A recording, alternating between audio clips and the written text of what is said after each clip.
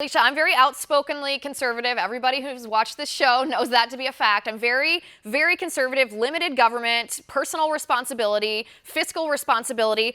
I don't think that this topic today, this story that we're talking about, I don't think this is only important to people who share my political beliefs. I don't think this is important just to conservatives. It's not a partisan issue. I don't believe that the Democratic electorate, the people who have traditionally voted Democrat, can look at this woman and hear what she had to say about Americans joining the Taliban and think, that's something we want to get on board with. Yeah, and she has a history of doing this. Let's not forget that we've talked about this before. She has a history of being a sympathizer with the blind sheikh and his attorney.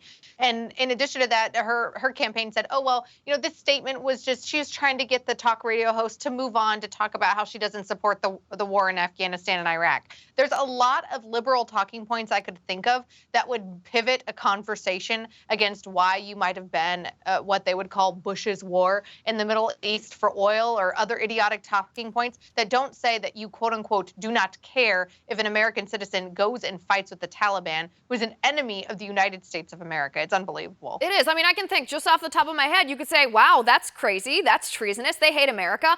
I'm not going to push you on that beyond saying that's insane. Let's move on to a different topic. It's not that hard. Even if she wanted to pivot away, it's not that hard to condemn something as horrible. I mean, Ron Paul does it all the time, right? He's Exactly. like, those people are bad, they're awful, but they're not on our soil, so let's just leave them be.